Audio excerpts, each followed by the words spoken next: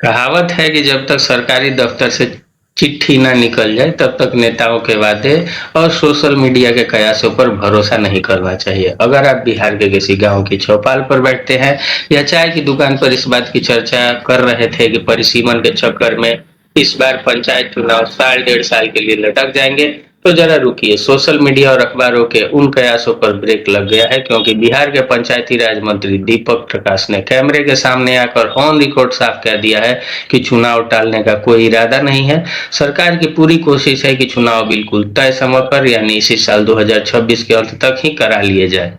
अब कयासबाजों के पेट में दर्द क्यों हो रहा है, परिसीमन का नया गणित क्या है और इतने कम समय में यह सब कैसे होगा, अगले 2 मिनट में बहुत आसान भाषा में समझिए।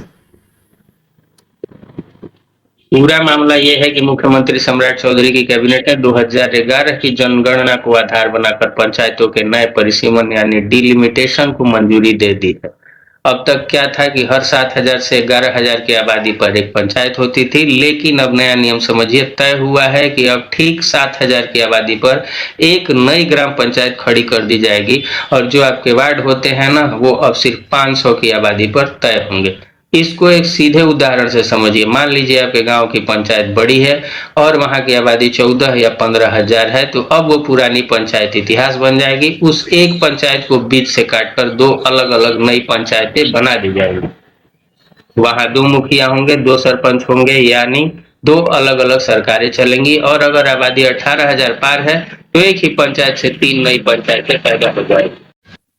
अब आप पूछेंगे कि भाई साहब जनता का इसमें क्या फायदा और कयास ये क्यों लग रहे थे कि चुनाव टल जाएंगे। तो गणित ये है कि इस एक फैसले से बिहार में करीब 4500 नए मुखिया और नए सरपंचों की सीटें सीधे बढ़ने वाली हैं। अभी बिहार में कुल 8,053 पंचायतें हैं जो इस नए फॉर्मूले के बाद बढ़कर सीधे 12,500 के पार चली जाएंगी। वार्ड कमिश्नरों की सीटें भी 1 लाख से बढ़कर 2.25 लाख होने जा रही है।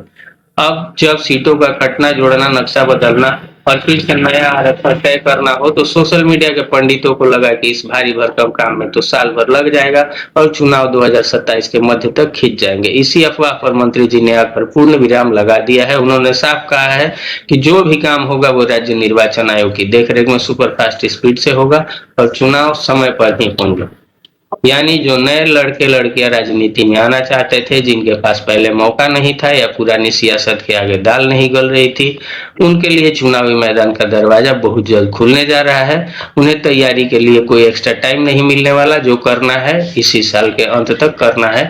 और जनता का फायदा यह है कि पंचायत जितनी छोटी होगी, विकास का पैसा सीधे आपके दरवाजे तक उतना ही आसानी से पहुंचेगा। मुखिया जी को आपके घर तक आने में ज्यादा दूरी तय नहीं करनी पड़ेगी। बाकी मंत्री जी के इस ऑन टाइम चुनाव वाले बयान पर और आपके गांव के पंचायत के 2 टुकड़े होने पर आपकी क्या राय है? खुला है, लिख कर बताइए। शुक्रिया।